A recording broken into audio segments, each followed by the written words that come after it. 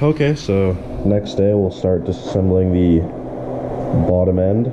So I already took the drive pulley off. Just need a 3-prong puller, and this here is the key for the pulley.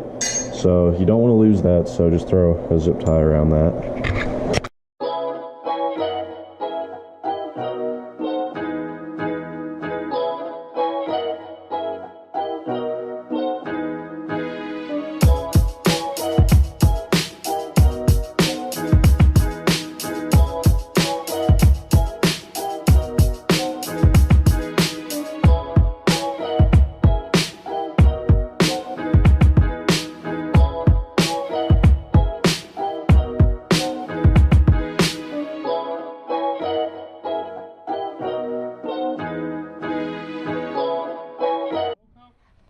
Yeah, so we got the upper and lower oil pan off.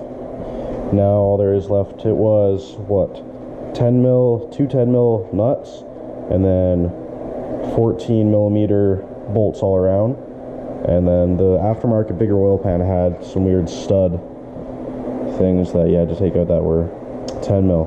Anyway, from here you want to take the baffle out, the oil pickup tube, and then after that you take the girdle out, which is, I think these are 17 millimeter bolts, and you torque them just like quarter or a half turn, there, just in a crisscross until it's all kind of loose, and then you loosen it all at once. So yeah.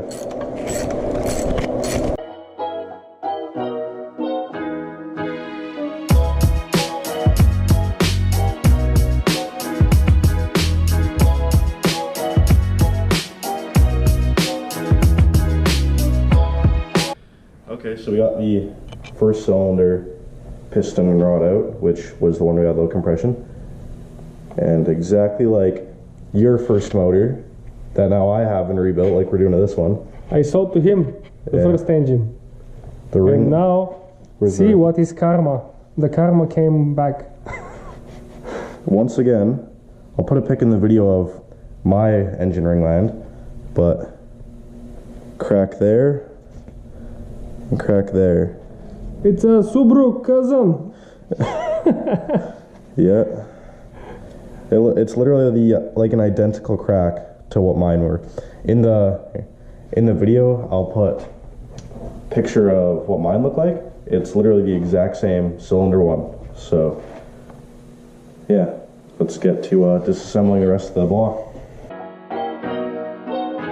So Fuck shit. once again, was a cylinder 4. It's got, I don't know if you can see that on there, right there, another cracked ring land, right there, and right there. Yeah, so I had good drifting though last year. Yeah. BC, Pentington, Doom, DUM. Shit. Good things. Drift train. Well, this is gonna be really funny if all 4 ring lands are just fucked. And the engine was still pulling like motherfucker. I was fast. Literally, he drove it down to the shop on that. Oh yeah, it's. I was before that. I had fire in the engine bay, and the engine was already blown. I think because I feel when I have low compression, when I'm shifting, it's kind of laggy. On the every next gear, it's not like bang bang. It's like 1 second delay. It's laggy. So that's how I found I can feel the engine. Something is not right. Like the compression is low or something, right? Yeah. So I drove like that for a while. Like I don't know, maybe from the previous year to the end of the season. But I didn't think about that. And then 2017, fired up the Nissan, broke the gearbox with you on the first drive. First drive. Swap the gearbox, fix again. Okay, car is good to go. Car meet. Anyway, and I was doing on the ramp, 3rd gear. Pop, pop, pop, pop, pop, pop, and I saw fire from the hood vents. Oh god. So the fire was short it disappeared quickly. But I was asking myself, why? What's going on? Because I have a lot of blow-by, and also I start losing oil really bad. That's another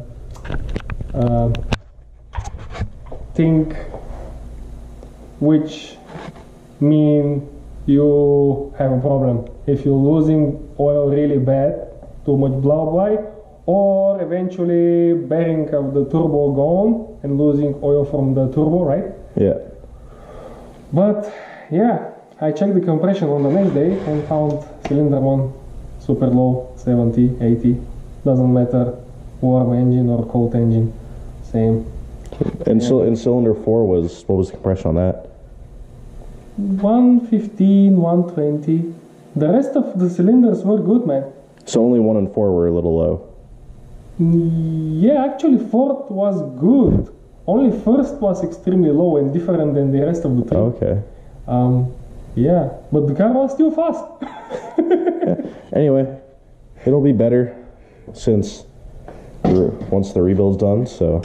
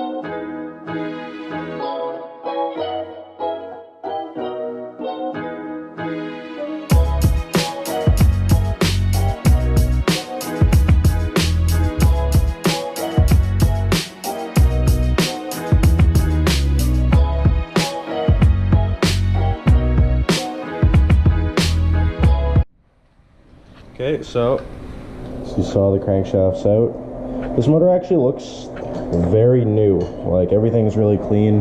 Doesn't have that bad of wear. So, crankshaft. So cylinders 1 and 4 had low compression. Only one. Well, Only the first one. yeah, well, but 1 and 4, the ring lands were cracked.